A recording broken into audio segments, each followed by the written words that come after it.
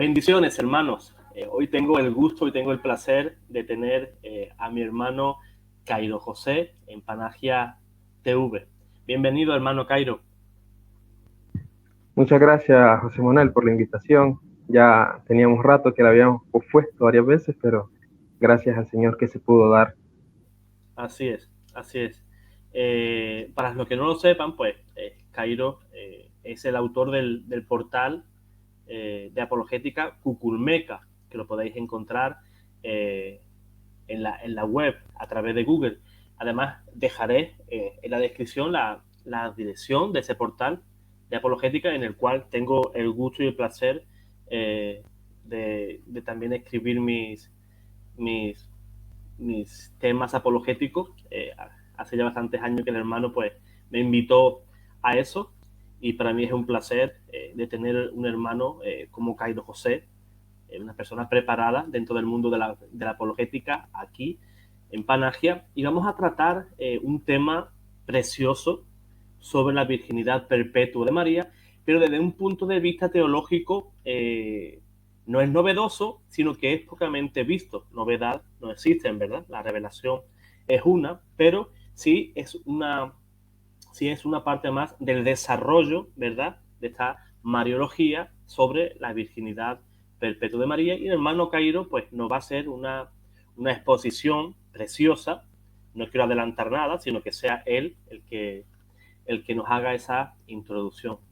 Hermano Cairo, pues cuando quieras, cuando puedas, puedes iniciar y presentar el tema. Por supuesto, creo que podemos ya comenzar con las diapositivas. Pues cuando quieras, hermano. Perfecto.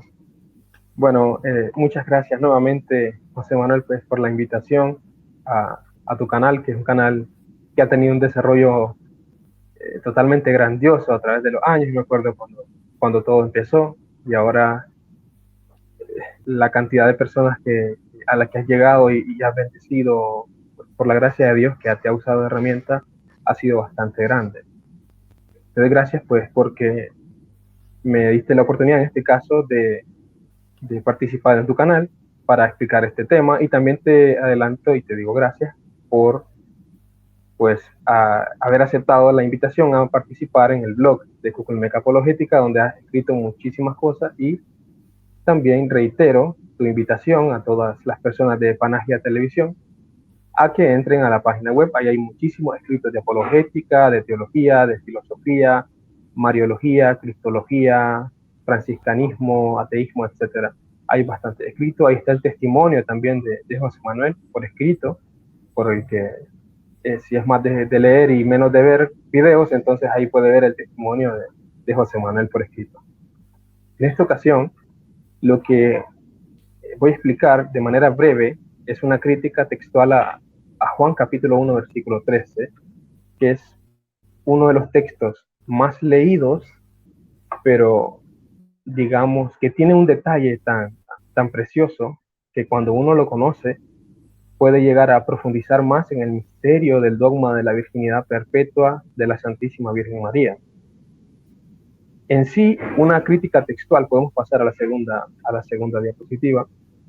Una crítica textual puede ser tanto externa como interna. No sé si pasamos a la segunda o estamos en la primera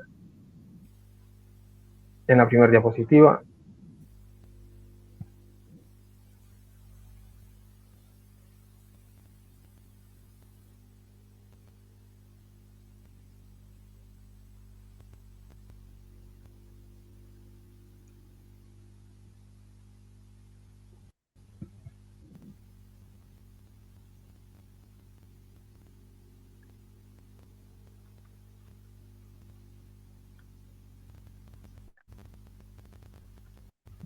Sí, creo que podemos pasar a la segunda diapositiva para seguir Sí, con... Creo que no. a ver, un momentito, por favor.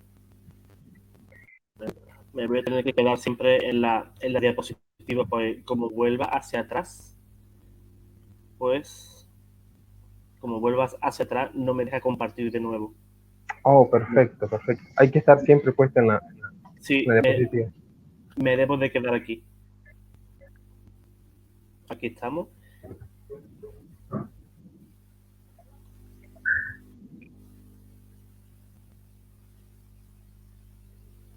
Sí, sería la segunda, entonces.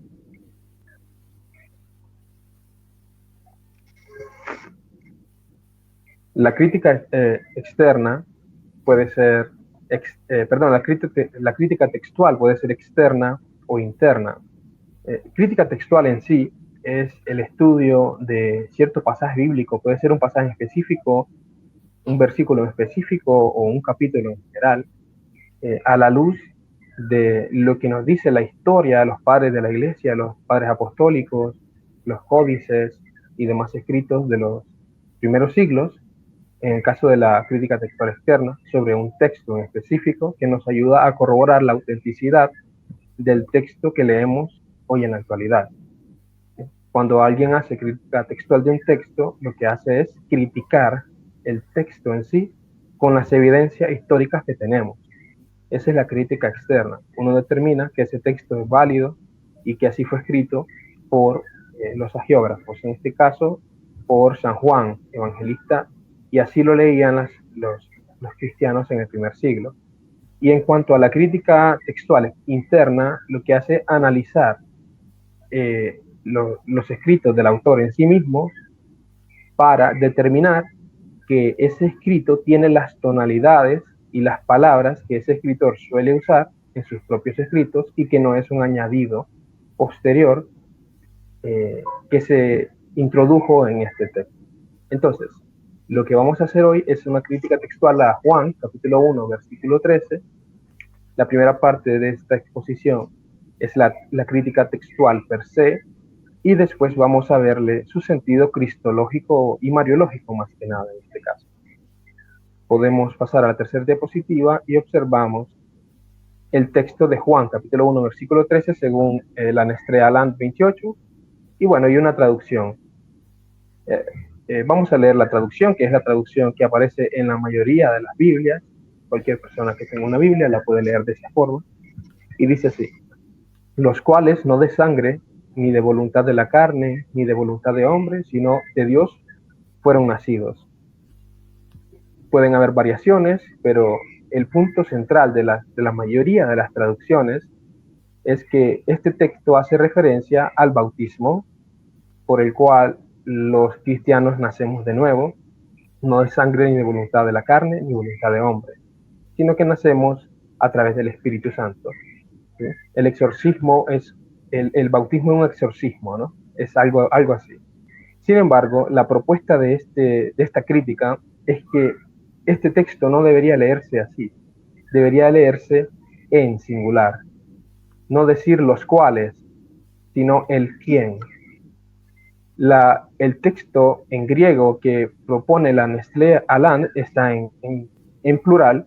Sin embargo, cuando uno lee los comentarios que ellos hacen, dicen que lo ponen en plural, aunque la versión en singular es plausible, pero prefieren, pues, por las razones que ellos tienen, que ellos explican, poner la versión plural.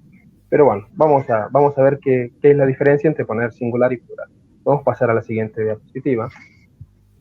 Entonces la versión en singular se leería de esta forma: él, que no de sangres, ni de voluntad de la carne, ni de voluntad de hombre, sino de Dios, fue nacido.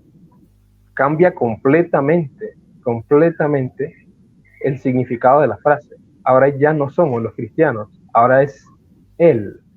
¿Y quién es él? Bueno, por supuesto nuestro Señor Jesucristo, ¿no? Que habla en un versículo anterior que aquellos a los que no creen, a los que creen en su nombre les ha sido dada la potestad de ser llamados hijos de Dios. Perfecto. Entonces, estas son las dos versiones que vamos a estar poniendo en contraste, y la propuesta del día de hoy es, pues, decir y afirmar que la correcta traducción y la correcta versión que se leía era la versión en singular, y posteriormente vamos a darle el sentido mariológico. Podemos pasar al siguiente. Perfecto, entonces, como crítica externa, vamos a decir que, por ejemplo, los argumentos de la mayoría de las Biblias, de hecho la Biblia de Jerusalén en su comentario hace mención pues, de esto, es que si uno lee los códices, los manuscritos antiguos sobre este texto, estamos hablando del Sinaítico, del Vaticano, el Códice Besa, etcétera, vamos a leer que todo se aparece en plural, siempre hace referencia a los cristianos. Todos estos códices, el más antiguo, que es el Vaticano, es del siglo IV. Entonces, por eso es que la mayoría de nuestras Biblias, este texto lo ponen en plural. Sin embargo, más adelante vamos a ver que existen razones para creer que el singular es, sin duda, la versión más correcta. Por eso es que, por ejemplo, los que aducimos la versión en singular, nos basamos en que existen escritos más antiguos que esos códices, que se encuentran en su forma singular. ¿Y cuáles son esos escritos? Bueno, escritos de padres de la iglesia y de padres apostólicos como San Ignacio de Antioquía, que ese texto lo leían en singular.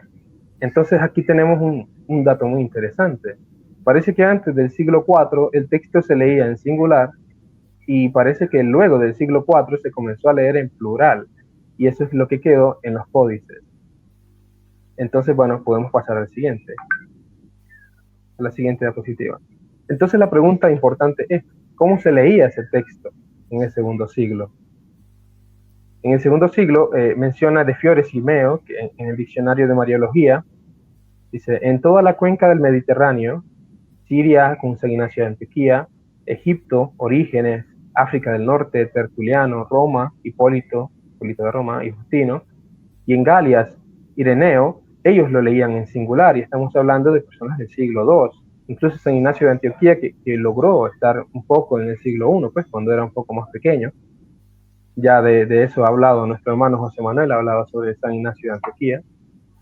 Las causas del cambio de singular al plural son explicadas por Tertuliano, quien reprocha a los valentinos gnósticos de haber transformado ilegalmente el texto joánico para probar su doctrina sobre la existencia de lo considerado espiritual, que aplicaban cómodamente a sí mismos, habiéndose transformado en plural, siendo que el evangelista lo que afirmaba, por el contrario, era al verbo de Dios hecho hombre.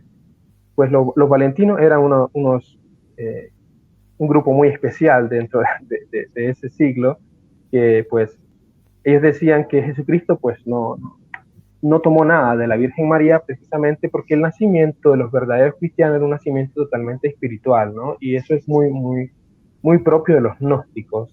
Tal vez más adelante se habla sobre el gnosticismo en general en ese tiempo, pero sí, ellos hablaban mucho sobre que el cuerpo era una energía, etcétera. Entonces el materialismo era algo que ellos dejaban de. Entonces, vamos a ver el segundo texto para seguirlo explicando en la siguiente diapositiva. Es bastante largo, pero esto es lo que dice Tertuliano. Escuchemos lo que dice Tertuliano. Dice Tertuliano, ¿qué significa pues el cual no de la sangre, ni de la voluntad de la carne, ni de la voluntad del hombre, sino de Dios ha nacido? Nótese que él lo dice en singular. Y después dice, es el giro que yo empleo con preferencia y quiero acorralar a sus falsificadores. Pretenden ellos, en efecto, que se ha escrito así, los cuales no de la sangre, ni de la voluntad de la carne o del hombre, sino de Dios son nacidos, como si estas palabras designaran a aquellos que creen en su nombre y que se mencionan más arriba, lo que hacen a fin de demostrar que son esta simiente misteriosa de elegidos y espirituales que se atribuyen a sí mismos. Pero ¿cómo puede afirmarse tal cosa siendo así que todos aquellos que creen en su nombre nacen, según la ley común del género humano, de la sangre y de la voluntad de la carne? Incluyendo al mismo Valentín. Básicamente no le está diciendo, Valentín, vos sabés que vos naciste de la voluntad de la carne, vos tenés un padre y una madre, no puedes decir que sos de esa simiente, saliste de ella. Así que está escrito en singular, de modo que se aplica al Señor, sino de Dios ha nacido, aplicación justísima en cuanto al verbo de Dios. Esa es una apologética contra los valentinos, que ya similar a hoy en día hacen algunas algunas sectas por ahí cambian palabras a su propio gusto, le inventan, le ponen hebraísmos donde no los hay, le ponen palabras, le cambian, no ponen que Jesús es Dios, etcétera, con tal de apoyar sus falsas enseñanzas, sus falsas doctrinas. Entonces, eso hacían los valentinos en ese tiempo, y Tertuliano les dice, no, ustedes son unos falsificadores. No se refiere a ustedes, se refiere a Cristo.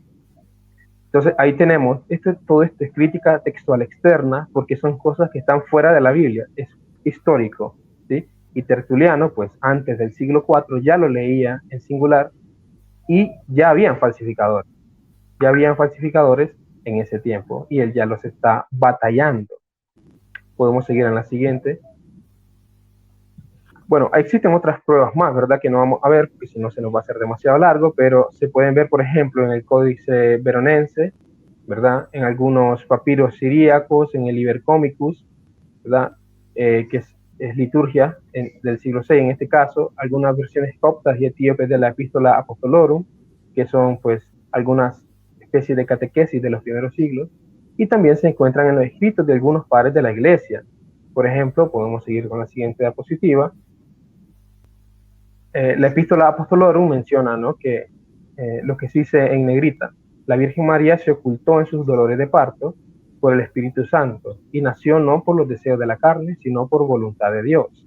Esto es claramente una referencia a este texto, si bien no es una cita literal, porque es normal, ¿no? Cuando uno está haciendo una exposición, no hace citas literales de los textos, uno hace pues, citas con palabras muy similares, ¿no?, análogas.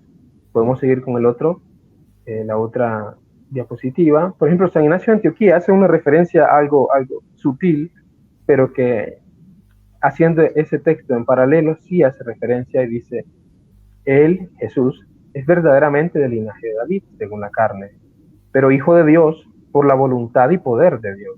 Verdaderamente ha nacido de una virgen y bautizado por Juan para que se cumpliera en él toda justicia. Sabemos nosotros que ese es el sentido que viene dando el primer capítulo de Juan, ¿no? Nace de la Virgen, es hecho carne, y después habla del bautismo de Juan. Y está haciendo una referencia a ese versículo de San Ignacio de Antioquía. Podemos seguir, por ejemplo, con la siguiente. San Ireneo de León es todavía más específico y dice: y como este es el Emmanuel, para que no lo juzgásemos solo un hombre, el Verbo se hizo carne, no de la voluntad de la carne, ni del deseo de varón, sino de la voluntad de Dios, para que así no fuese posible sospechar que uno sea Jesús y otro el Cristo, sino que supiésemos que es uno y el mismo. Entonces, todos estos textos lo que nos hacen reconocer es que en los primeros siglos del cristianismo, antes de estos códices que son muy valiosos, por supuesto, pero no necesariamente son perfectos, ¿sí? El escrito perfecto es el escrito que hizo el autor sagrado en concreto, ¿no? Y que Dios se encarga de guardar la ortodoxia de ese texto a través de los siglos, pero pueden haber ciertos detalles como estos, pues, que pues, aunque sean cambios que hacen los hombres, no necesariamente está mal, ¿verdad? Es decir, la versión en plural no es una herejía, la versión en plural está bien porque habla del bautismo, no se le puede dar esa interpretación. El problema es que probablemente sí fue introducida por los gnósticos porque ellos creían que su nacimiento era súper espiritual y grandioso. Eso en cuanto a la crítica externa. Pero ahora vamos a la crítica interna. Por ejemplo, el primer argumento que podemos ver es el siguiente. Si leemos el versículo anterior, dice: pero a todos los que la recibieron, les dio potestad de llegar a ser hijos de Dios, a aquellos que creen en su nombre. Y después sigue el siguiente versículo a decirnos: ¿qué nombre? El nombre del cual, no de sangres, ni de voluntad humana, ni de voluntad de varón, sino de Dios nació. Porque habría una especie de contradicción si habláramos aquellos que creen en su nombre, y después dice ellos, no de la sangre, ni etcétera, ¿no? No tendría sentido. Por eso, algunas Biblias lo que hacen es cambiar el orden del versículo 12 y ponen eso que creen en su nombre al comienzo. Y a todos los que creen en su nombre le dio potestad a llegar a ser hijos de Dios. Pero ese cambio de orden es muy, muy, muy aleatorio. Si uno lee el griego, uno ve el orden en el que están escritas las palabras y se ve que el orden es este que está apareciendo en esta diapositiva. ¿Sí? Entonces, aquellos que creen en su nombre, el cual no de sangre, ni de la voluntad humana, ni de la voluntad de varón, sino de Dios, nació. ¿Sí? Entonces se está refiriendo a nuestro Señor Jesucristo, no se está refiriendo a nosotros. ¿Sí? No se está refiriendo a nosotros, se está refiriendo al Señor. Ese es uno de los argumentos. Vamos a pasar con el segundo. Un segundo argumento de la crítica interna. Como dijimos, crítica interna es ver si tiene consistencia ponerlo en singular y no en plural, ¿no? Porque si ponerlo en singular tiene sentido, pues, como crítica externa, pero como crítica interna parece que contradice a todo el texto, entonces mejor se deja en plural. Pero bueno, aquí tenemos otro argumento. Por ejemplo, la palabra griega que usa eh, San Juan, evangelista, en este capítulo para decir nacieron, es un aoristo, en plural en este caso, que es egenetesan. Ese aoristo está bien raro que se haga referencia a los cristianos, porque San Juan nunca usa un aoristo para referirse al nacimiento de los cristianos. Siempre usa, pues, una palabra en tiempo perfecto, ¿no? Entonces, de la Poteria, que es otro de los autores interesantes que está bueno leer, ahí dejo la bibliografía al final, nos da un ejemplo de esto con un texto de Primera de Juan, capítulo 5, versículo 18, que dice así: sabemos que quien ha nacido se refiere a los cristianos en este caso, ¿no? Sabemos que el que ha nacido de Dios no peca, se refiere a los cristianos. Y usa esa palabra que está en perfecto, ¿no? En tiempo perfecto. Y después dice, sino que aquel que ha nacido, ahora sí se hace referencia a nuestro Señor, Dios lo guarda y el maligno no lo toca. ¿Sí? Entonces, ahí tenemos el uso de las dos palabras. La primera está en tiempo perfecto, haciendo referencia a los cristianos, y la segunda en tiempo aoristo, que está haciendo referencia a nuestro Señor Jesucristo. Ahí pueden ver otros textos más donde pues se hace uso de estas palabras en tiempo perfecto para hacerse referencia a los cristianos. Y bueno, entonces, como conclusión de este segundo argumento, se puede afirmar que sería un caso único dentro de la escritura de San Juan que utilice un verbo en, en aoristo para hacer referencia a los cristianos, ya que siempre hace uso de un verbo en tiempo perfecto. Por otro lado, siempre usa un aoristo, o la mayoría de veces usa un aoristo para hablar de nuestro Señor. ¿Sí? Por eso es que la traducción en realidad no debería ser nació, sino es engendrado. Podría ser así. ¿Sí? Ha sido engendrado, no de la carne, ni de la sangre, ni de la voluntad de varón, sino de varón. Perdón, sino de Dios, ¿no? Entonces, ese es como, como segundo argumento de la crítica interna. Ahora vamos a pasar al tercer argumento.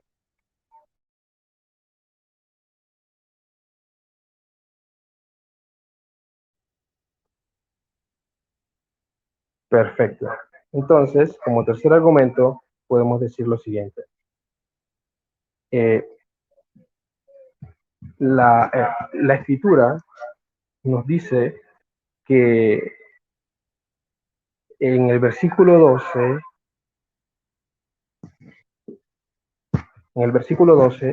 dice, aquellos que creen en su nombre,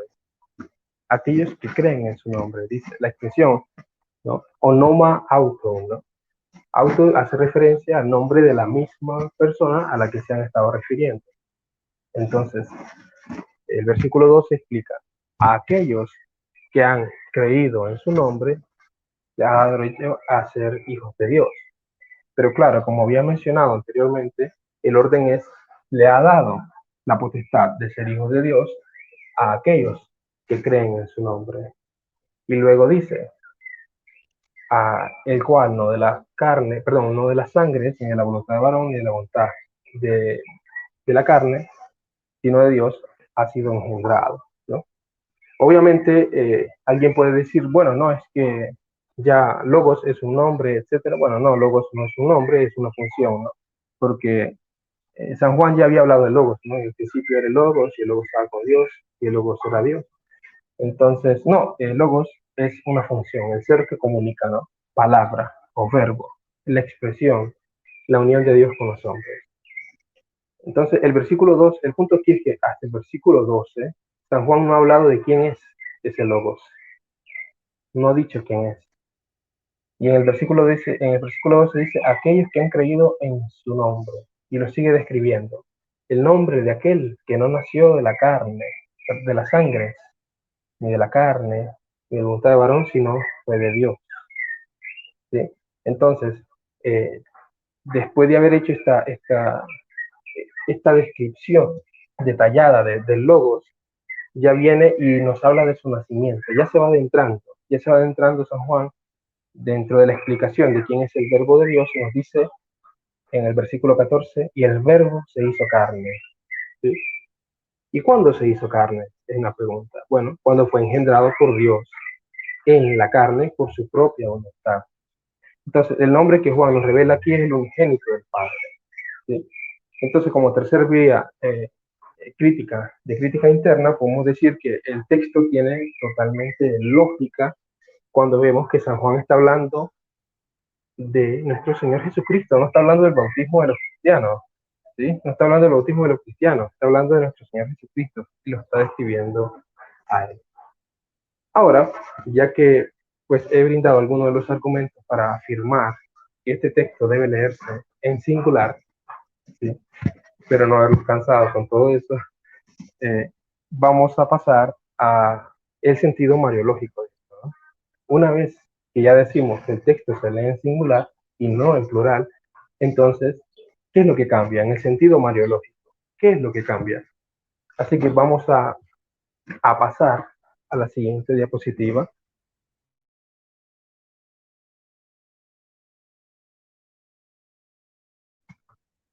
Vemos, vemos que en el, eh, en el versículo en singular usan una palabra en plural. Eso es muy raro. Eso es muy raro y muy único en la Sagrada Escritura. En el Nuevo Testamento no lo van a encontrar y en el Antiguo Testamento sí lo van a encontrar, pero con un sentido que, al menos en griego, que se dice haima, haimaton, ¿no? Es sangres en plural. Eh, no tiene un sentido que tenga que ver tanto como con un nacimiento. Si uno hace una revisión de las menciones de esta palabra en el Antiguo Testamento, uno va a observar que se refiere a la sangre de los asesinatos, a la sangre de las personas que mueren en matanzas y en guerra. Vamos a ver que dice que la sangre de los muertos corre por los suelos y llama. La palabra que usan, aimatón, es sangre de guerra, ¿no? Nosotros sabemos que en hebreo el plural muchas veces se usa como intensidad, ¿no? Como grandeza. Por eso Elohim, ¿no? Es plural, ¿sí? Es grandeza. Entonces, cuando no usan aima, que sería singular, sino que usan aimatón, entonces le dan una especie de intensidad a la palabra sangre. Ya no es sangre, es sangres, muchísima sangre. Pero obviamente ahí no se refiere a que Jesús no nació de un conflicto bélico donde se cruzaron espadas, porque no tiene absolutamente ningún sentido, sino que se está refiriendo a su nacimiento. Y es por eso que podemos darnos cuenta que si nos vamos al hebreo, la palabra hebrea, ¿verdad? Que se usa por sangres, es decir, cuando en hebreo usan la palabra sangres en plural, no solamente se refieren a ese tipo de enfrentamiento, a ese tipo de sangre, sino que también se refiere a la sangre del parto de las mujeres. ¿Sí? Se refiere a la sangre del parto de las mujeres. Esa es la palabra que usan, sangres, en plural, sangres. Por ejemplo, en Levítico 12, ¿no? Del 4 al 5, ahí se lee, ¿no? Que si diera a luz, será impura durante 2 semanas, como durante la menstruación, y permanecerá en casa 66 días más para purificar la sangre. El sacerdote hará expiación por ahí y quedará pura de su flujo de sangre. Esta es la ley para la que da a luz niño o niña. Entonces, hace referencia a la sangre tanto de la menstruación como la sangre de una mujer cuando da a luz a un hijo. Entonces aquí empezamos a ver el sentido mariológico de esto y aquí vemos ya esa relación que tiene con la virginidad perpetua de la Santísima Virgen, porque existen por ahí algunos teólogos o falsos personas que dicen que no existe relación en la virginidad María en el parto con si ella sangró o no sangró o si hubo alguna otra cosa, ¿verdad?, dentro de su dignidad virginal física. Por supuesto que tiene relación. La virginidad en el parto implica que en María no hubo ningún detrimento físico de su dignidad virginal, absolutamente ninguno. No pudo haber ni sangrado, ni pudo haber ningún tipo de desgarramiento, absolutamente nada. Nuestro Señor Jesucristo pasó por ahí, como dicen los santos, ¿no?, como la luz que pasa a través del cristal, sin dañarla, sin quebrarla. Así nació nuestro Señor Jesucristo. Entonces, ¿qué significado nos está dando aquí? Nuestro Señor Jesucristo no nació de las sangres de la Virgen María. Por lo tanto, en aquel texto de Lucas, capítulo 2, donde María se va a purificar, por supuesto, no se refiere que ella va a purificarse de las sangres, sino que lo hace por obediencia. El mismo capítulo menciona por lo menos en 2 ocasiones que eso lo hacían porque tenían que cumplir la ley, ¿sí? No porque ella estaba llena de sangre. No vaya a ser por Dios que pensemos que el nacimiento de Cristo dejó impura a su propio Padre, ¿no? Vaya, vaya dato, ¿no? Las personas que afirman eso, que el nacimiento de Cristo dejó impura a su madre y tuvo que ir a purificar. Eso es una afirmación totalmente escalofriante, ¿no?, de algunas personas. Entonces ya empezamos a ver ese sentido. La Virgen María dio a luz a nuestro Señor Jesucristo no de sangres, ni de la voluntad de varón, es decir, no fue un hombre, ni ella las que quisieron tener a un hijo. No hubo voluntad de varón, ni tampoco voluntad de la carne, es decir, no existió ella ningún tipo de deseo por hombre que la haya tenido relaciones, en este caso con San José, y haya dado luz a Dios. No, no fue absolutamente nada, fue deseo de Dios, como dice San Juan. ¿Y por qué es importante conocer esto? Porque muchas veces se afirma que no hay texto en la Biblia donde se afirme la virginidad de la Virgen María. Dicen, en la Biblia no se puede encontrar ningún texto a la virginidad que haga alusión, sino que, por ejemplo, en cuanto a la apologética católica, nos limitamos muchas veces a refutar esos argumentos de los hijos de María, ¿no?, de los hermanos de Jesús, o a refutar esos argumentos y decir, bueno, te refuto los argumentos, pero yo no te doy argumentos, ¿no?, para decir que la Biblia menciona de manera muy específica que María dio a luz a Jesús de manera santa, ¿sí? De manera santa. ¿Y por qué digo de manera santa? Bueno, vamos a ver el siguiente texto sobre lo que los judíos pensaban sobre el nacimiento de Jesús.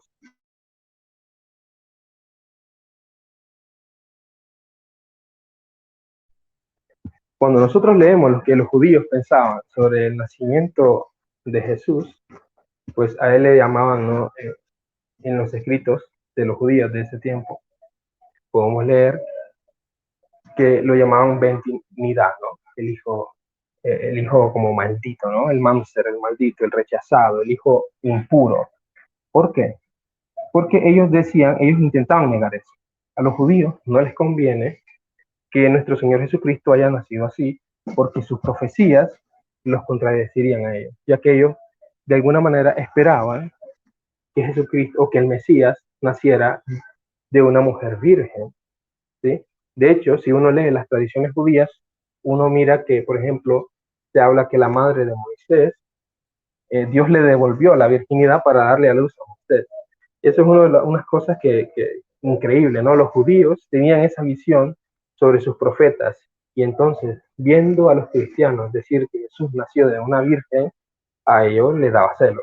Y entonces ellos decían, no, Jesús es hijo de los flujos de sangre, él es un Ben Nidá, él es un Mamsa, ¿sí? Entonces ahí dice en el tratado de Alcalá, ¿no? Uno ve, 18b, uno lo lee ahí, y entonces ahí los judíos decían, no, Jesús no es eso, Jesús no nació así de María, él nació de las sangres, ¿no? Negándolo, porque no les conviene, no les conviene. Vemos la trascendencia de las palabras de San Juan en ese primer capítulo. Ya dejamos de lado que el nacimiento de los cristianos a través del bautismo, etc. No, aquí ya vamos adentrándonos a una apologética contra los judíos. Ya nos estamos adentrando a un texto donde San Juan le estaba diciendo a todos los cristianos y a todos los judíos: Jesucristo nació de la Virgen María fuera de las sangres, no la dejó impura. Nació virgen, nació santo. Porque para los judíos todos los nacimientos de alguna manera dejaban impura a la mujer. Eran nacimientos que no eran santos, no eran santos. Y aprovecho aquí para hablar sobre un texto que aparece en Lucas, capítulo 1, si no me equivoco, es el versículo 35, donde luego de que María le dice: ¿y cómo puede ser esto si yo no conozco varón? Hablando de su voto de virginidad, el ángel le dice a ella: el Espíritu vendrá sobre ti, etcétera, ¿no? Y luego viene una frase que las Biblias lo ponen distinto, todas lo traducen distinto ahí. Y el Hijo que nacerá santo será llamado Hijo de Dios. O el Hijo o el Santo que nacerá será llamado Hijo de Dios. O el Hijo de Dios que nacerá será llamado Santo. Y hay un montón de traducciones que dicen ahí. Pero la traducción correcta, atendiendo el orden en que tienen que ser las palabras en griego, es el siguiente: y el que nacerá santo será llamado Hijo de Dios. Completamente distinto. El que nacerá santo será llamado Hijo de Dios. Otra traducción podría ser: el que nacerá santamente será llamado Hijo de Dios. Si uno atiende el idioma original, en este caso el griego koiné, uno se da cuenta que la traducción correcta es esa. Y entonces ahora no solamente San Juan, sino también San Lucas afirma la virginidad del parto de la Santísima Virgen María. Y tiene sentido porque María lo que le está consultando al ángel es cómo va a dar a luz si ella quiere seguir siendo virgen. Y entonces le dice el ángel: no, no te preocupes. El que dará a luz santamente será llamado Hijo de Dios. Ya le está diciendo: no te preocupes. Tu parto será santo, ¿sí? Nacerá santamente. Quiere decir, no darás a luz con sangre, no darás a luz con ningún tipo de detrimento de tu virginidad. Tu virginidad Dios te la cuida porque tú se la quieres dar. No pensemos, por Dios, otra vez otro pensamiento tan aberrante, de creer que María quería donar su virginidad a Dios y Dios se la iba a quitar porque sí. No, María quería su virginidad y el ángel le explica, ¿sí? Dios va a descender, va a posar, hará sombra, morada en ti. Y por eso el Hijo que nacerá santo será llamado Hijo de Dios, ¿sí? Nacerá santo. Tiene mucha relación con el texto de Juan, que dice: no nacerá de las sangres, ¿sí? Ese nacimiento de nuestro Señor Jesucristo es completamente santo. Vamos a pasar a la siguiente.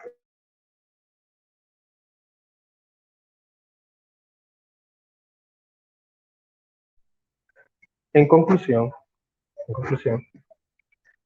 ya propuesta la lectura en singular de Juan, capítulo 1, versículo 13, en consistencia con la crítica externa e interna que vimos al comienzo, se dice: 1. El texto en plural parece haber sido usado por los gnósticos para afirmar que poseen un nacimiento espiritual propio de sus herejías.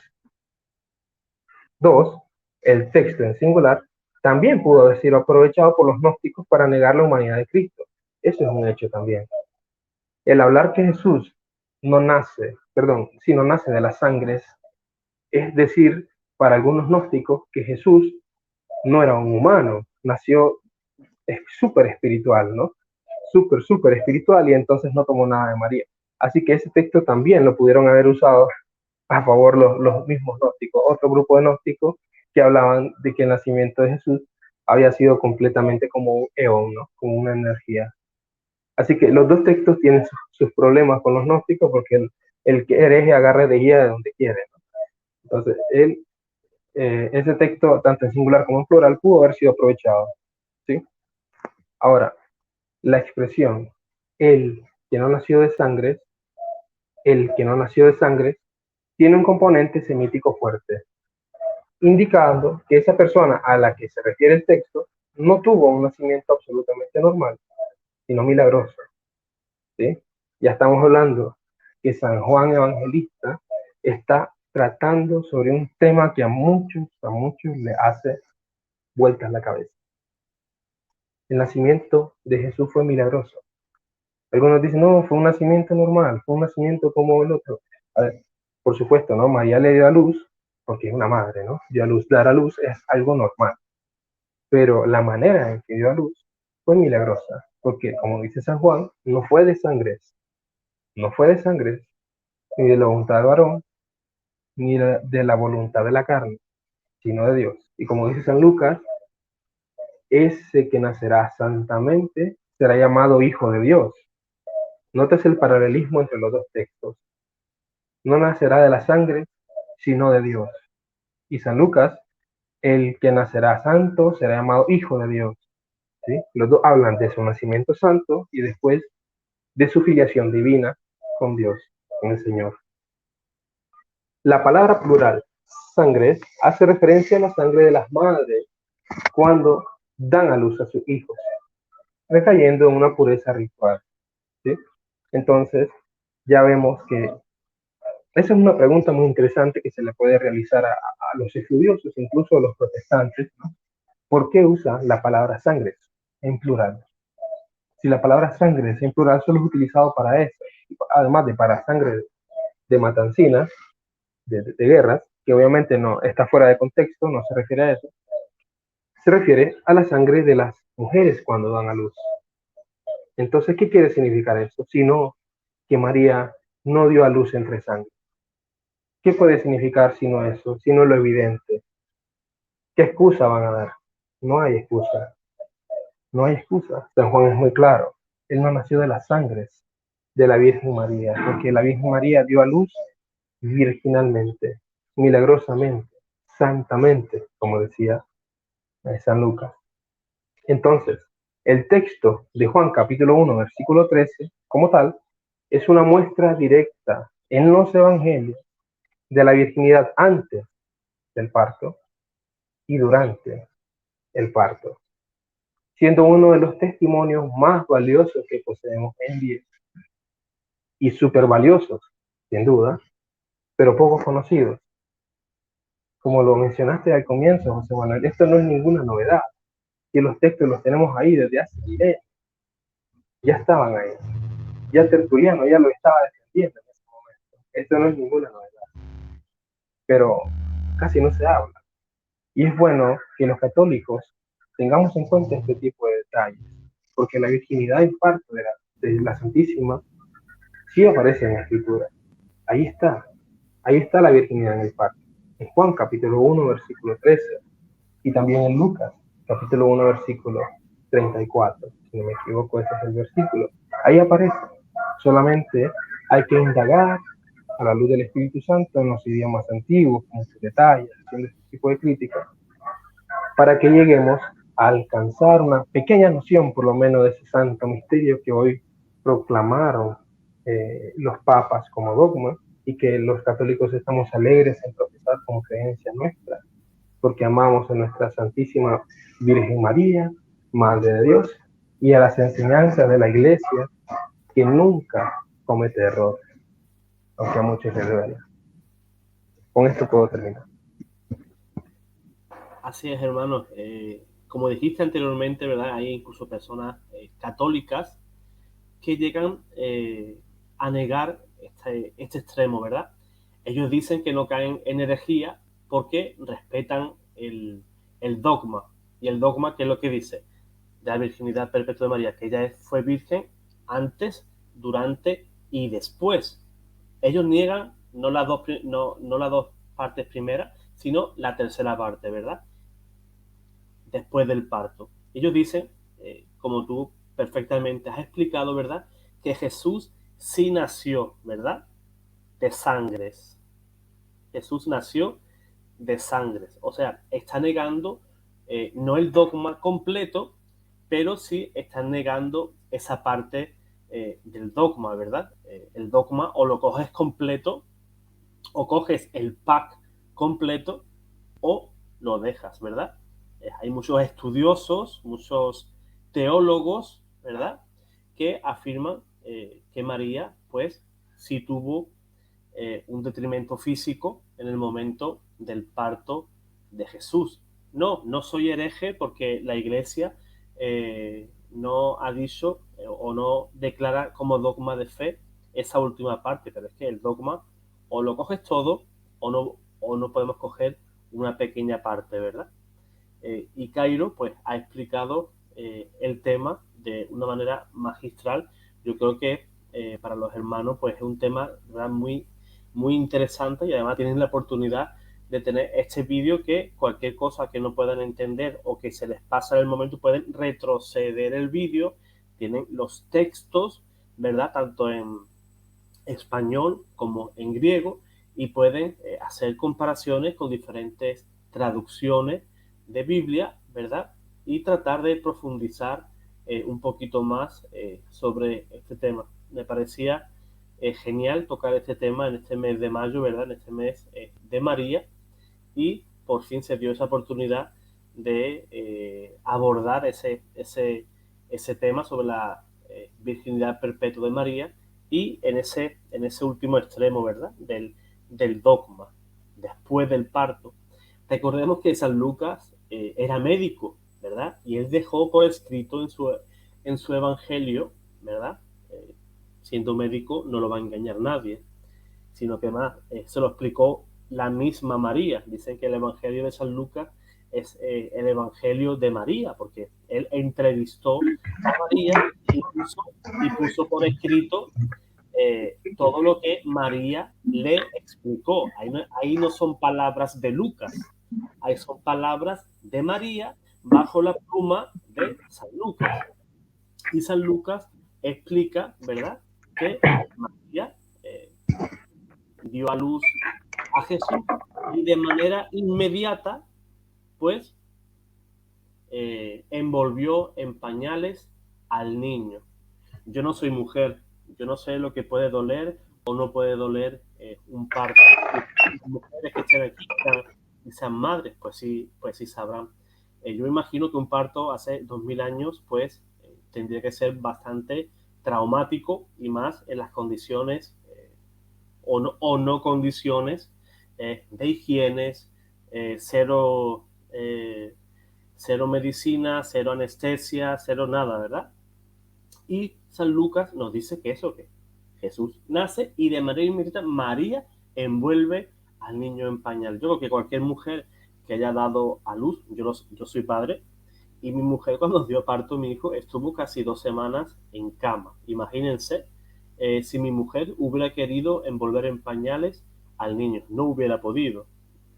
Por eso no es casualidad que San Lucas pusiera por escrito de igual manera que ese niño, ese nacimiento fue de manera milagrosa, no fue un parto común, además de haber Jesús, de haber roto aguas, romper, ¿verdad?, el himen de María, todas esas cosas ginecológicas que nos podemos imaginar, pues al romper todo eso, pues la señal que que nos quiso dar Dios, pues quedaría un poco emborrada, ¿verdad? Por eso, ¿verdad? Una señal debe de persistir, pero persistir no solamente un mes, ni 2 meses, ni 3 años, ni 10, sino que esa señal debe de existir siempre. Por eso, esa señal que muchos se empeñan en borrar, como los hermanos no católicos, que dicen, sí, Jesús nació, pero María luego siguió su vida como cualquier mujer, y siguió su vida y procreando hijos con José. Eso es una falta de respeto, no solamente a María como mujer, sino faltarle el respeto a Dios y a no creerle a las escrituras, ¿verdad?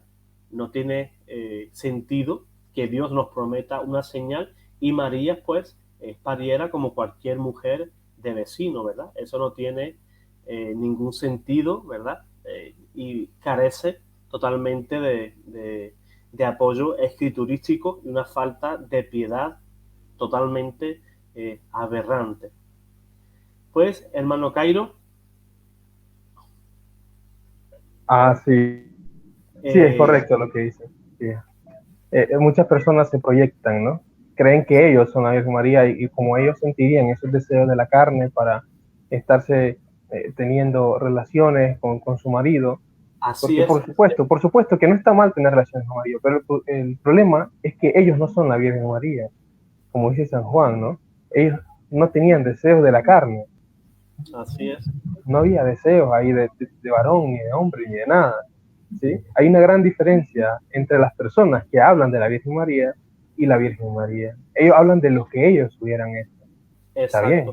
exacto, Por eso exacto, es que de ellos no nació el Mesías, porque ellos hubieran hecho eso. Pero la Virgen María no lo hizo.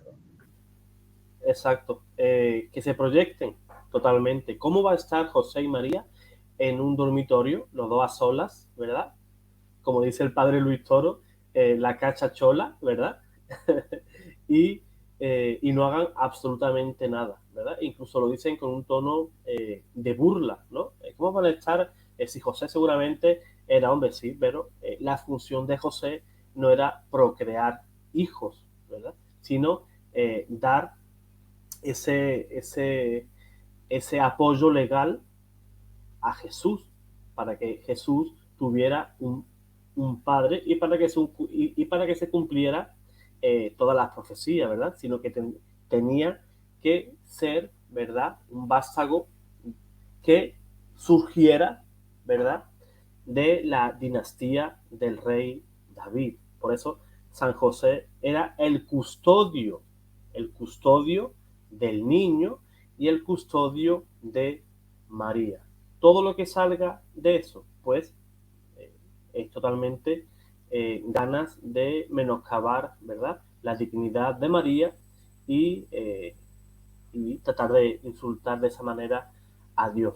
Sabemos que José era un hombre muy piadoso, lo dice la escritura, un hombre justo, un hombre piadoso. Y seguro que conocería San José aquel episodio donde un siervo del rey David trató, ¿verdad?, de tocar, no trató, sino que tocó el arca y de manera inmediata murió.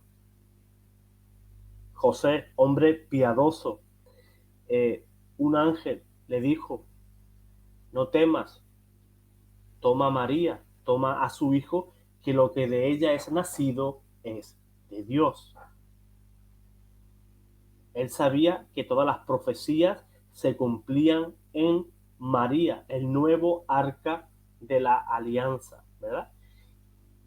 Y Dios permitió que ese siervo de David muriera en el mismo momento de tocar el arca. Imagínense si usted y yo fuéramos José y fuéramos piadosos como él y sabemos este episodio que relata el Antiguo Testamento. Usted tocaría a María, la que ha parido a Dios, la Madre de Dios, la santa de todas las santas, la panagia, ¿verdad? La que la gitomene, la llena de gracia. Ustedes la tocarían porque yo no. Es el primer sagrario que nos dio el Padre, ¿verdad? La única mujer que es mamá de Dios. Ninguna mujer tiene esa dignidad.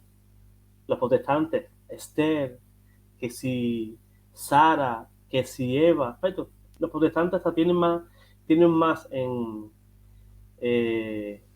cariño a Eva, que nos metió en todo este problema, más que con María, la que crió a Jesús, la que nos dio al Señor.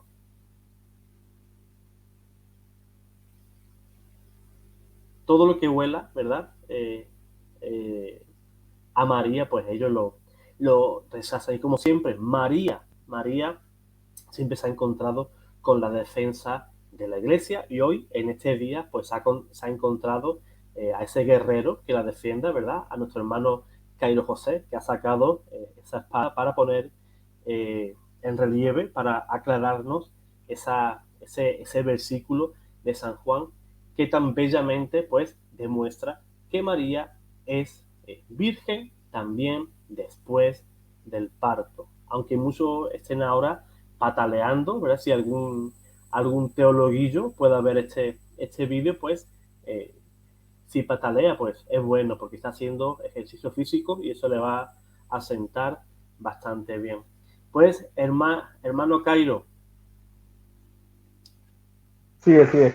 hermano Cairo, no sé si quieres decir algunas últimas palabras a la audiencia de Panagia. Sí. Solo para añadir algo a lo que habías mencionado. Algunos dicen, bueno, es que José no se hubiera aguantado, ¿no? José no se hubiera aguantado. Pero es que, imagínate, ¿no? Tu mujer dio a luz sin sangre completamente. Y según la tradición, pues que se narra en el Protoevangelio de Santiago, una partera la revisó y se dio cuenta que seguía siendo virgen. E imagínate San José con todo eso y decir, ah, no, pues, si sigue siendo virgen, ¿qué voy a hacer yo aquí quitándole, no? Sí, sí, Eso sí. hasta da miedo tocar, ¿no? Si eso sigue, si ella sigue siendo virgen, eso es un gran no tocar. Eso es un gran no tocar y él siendo justo se daría cuenta de inmediato, ¿no? Pero nuevamente las personas se proyectan y dicen, ah, como yo no me aguantaría, entonces San José no se aguantaría.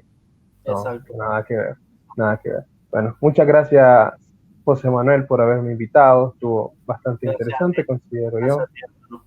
Sí, Gracias a ti por... espero que alguna persona, pues por lo menos alguna cosa le haya quedado. Si no, pues pueden retroceder el video. Si hablé Exacto, demasiado rápido, pues tal vez ahí exacto, retroceden el video, pues eh, exacto. para que cualquier cosita también pueden mencionársela a José y seguro a mí me la puede hacer llegar él, ya que pues tenemos bastante comunicación nosotros. Así que cualquier Exacto. cosita, él siempre me la va a estar diciendo. Exacto. Cualquier duda la pueden dejar en los comentarios y les aseguro que esa duda pues le será explicada porque yo sé que es un tema bastante profundo y que también hay que asimilar, ¿verdad? Poquito a poco. Es una cosa que tenemos que ir un poquito masticándolo, ¿verdad? Para poder también interiorizarlo y poder también en un momento dado pues dar esa respuesta, ¿verdad? La correcta a nuestros hermanos no católicos, ¿verdad? Que siempre pues van a tratar de menoscabar esa virginidad perpetua de María. Pues, hermano Cairo, te envío un fortísimo abrazo hasta Nicaragua. Sabes que aquí tienes tu casa, tienes un amigo y que sepas que te aprecio muchísimo, te admiro y te prometo que pronto escribiré un post en Cuculmeca sobre la Inquisición, que estoy loco con ese tema. Perfecto, perfecto. Ya nos faltaba sobre ese tema. Creo que va a ser interesante leerte escrito y que las demás personas del canal se den su pasadita por la página, porque ahí va a estar ese Sí, post sobre la Inquisición, que va a estar muy bueno. sí. Pues desearte lo mejor, hermano, en tu vida. Te mando un fortísimo abrazo y espero que los hermanos hayan disfrutado tanto como nosotros haciendo esta explicación, este vídeo para que el pueblo de Dios se siga edificando. Dios os guarde, Dios os bendiga.